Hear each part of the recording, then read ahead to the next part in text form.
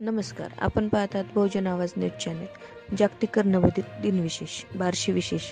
समाजात कान असूनही जाणीवपूर्वक चांगल्या गोष्टी न ऐकणारे, नितोंड असूनही जाणीवपूर्वक न बोलणारे, हेच खरे कर्णबधिर असतात, असे मत लेखक सचिन वायकुळे यांनी व्यक्त केले.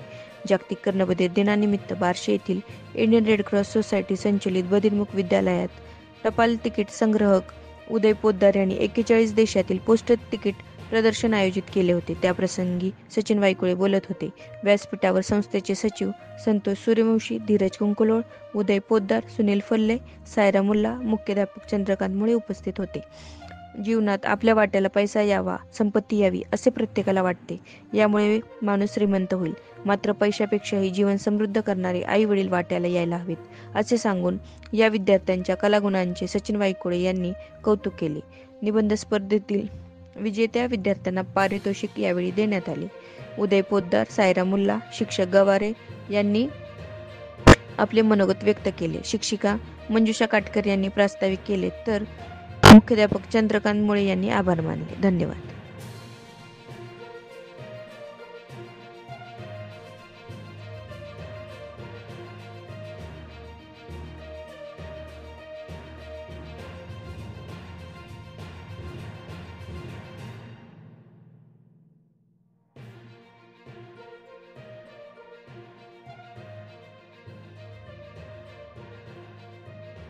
हे पोस्ट तिकीट त्याचबरोबर परदेशातील सुद्धा काही तिकीट्स आहेत.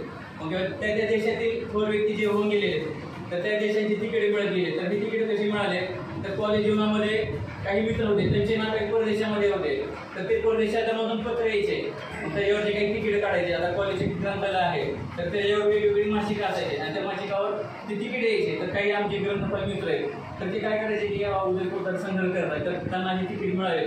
म्हणून असे माझे ग्रंथपाल मित्र असते. पुण्यामध्ये काही कंपनीमध्ये काही मित्र होते, ते कंपनीचे जे पत्र यायचे तर त्याच्यावर ते तिकीटं काढायचे. कोणी 5 तिकीटं, कोणी 10 तिकीटं, कोणी 15 तिकीटं. म्हणजे ह्या तिकिटातून हा संग्रह मला उघडला. म्हणजे एवढा मोठा व्यक्तींना आम्ही अशी भेट द्यायला लावली होती. तसे तुमच्या शाळेमधून सुद्धा अशी एखादी सुंदर कलाकृती काही मुलांनी जरी बनवले आणि वर्षातल्या काही ठराविक मान्यवरांना दिली तर ते छानपैकी म्हणजे इतनी शक्ति हमें देना दाता, मन का विश्वास कमजोर होना। इतनी शक्ति हमें देना दाता, मन का विश्वास कमजोर होना।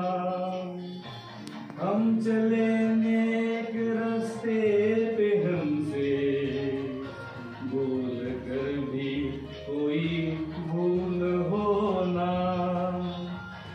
इतनी शक्ति हमें देना दाता, मन का विश्वास कमजोर होना। हम चले नेक रास्ते पे हमसे भूल कर भी कोई भूल होना। इतनी शक्ति हमें देना दाता, मन का विश्वास कमजोर होना।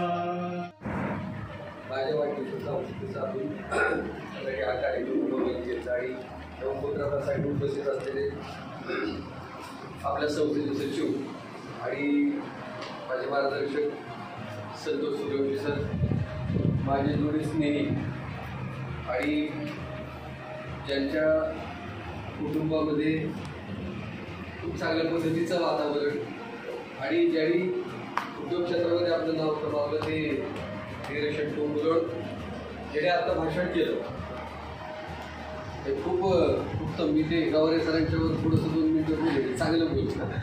तर ते उदय पोद्दार, सायरा मुल्ला मॅडम या ठिकाणी उपस्थित मॅडम आणि शाळेचे प्रमुख पुढे सर, उपस्थित तुम्ही सगळे शिक्षक बंधू आणि भगिनी आणि तुम्ही सर्व विद्यार्थी. शिक्षक तुम्हाला सांगतील पुढा ह्या बोलण्याचं सुद्धा ते आता बोलणं ह्याच्यावर होऊ शकतं. म्हणजे इतकं सुंदर म्हणजे ह्या शब्दांची उपस्थिती इतकी भारी आहे. पुढं मला काय वाटतं की चांगल्या पद्धतीने हे सगळ्या गोष्टी आणि इथं आल्यानंतर काही सांगितलं सरांना की आता यांनी खूप चांगल्या पद्धतीची नाणी म्हणजे नाणी गोळा करणं, नाणी संकलित करणं आणि पैसे जमा करणं ह्यात खूप फरक आहे.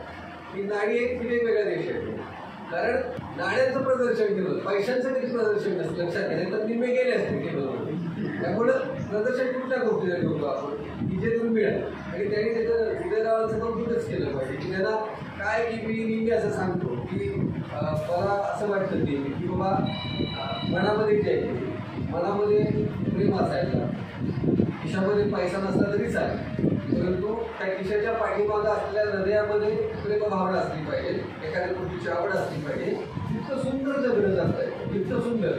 अनेक माणसं पैसे बँकेत असुद्धा ताणतणावामध्ये डिप्रेशनमध्ये आहेत. बाकी आनंदी माणूस आहे की त्यांनी किती म्हणजे इतक्या भोगवत्या केली होती, काय सांगू आणि काय नको असं त्याला अहो हे सगळं मोफत. त्यांना वाटतं की चला वाटू, म्हणजे जेव्हा वाटायला ते तथागत गौतम बुद्धांचं की जे आहे ते वाटत राहा, वाटत गेला तर मिळत नाही. आणि काय नाही म्हणजे इतका वेळ काढायचा याच्यासाठी आणि तुमच्याला ते समोर ठेवायचे सगळ्या पोरांचे, तर सोपं नाही. म्हणजे इथं येणारा सुद्धा तुम्ही सुद्धा इथं तुम्हाला महिन्याला पगार आहे. अनेक शाळेमध्ये जातात, त्यांचं वैशिष्ट्य आहे. एका असं म्हटलं आज काय तरी मानधन मागितलं म्हणजे हे सगळं गोळा करायचं, हे सगळं संकलित करायचं, पिशव्या भरायच्या, ते मांडायचं. आणि सगळ्यात महत्त्वाचं तुम्हाला सांगतो की मी आज कर्जमधील दिवस होता, संतोष जोशी सर आणि धीरज शेख आणि उदयरावांचा आग्रह होता म्हणून मी आलो. मी आता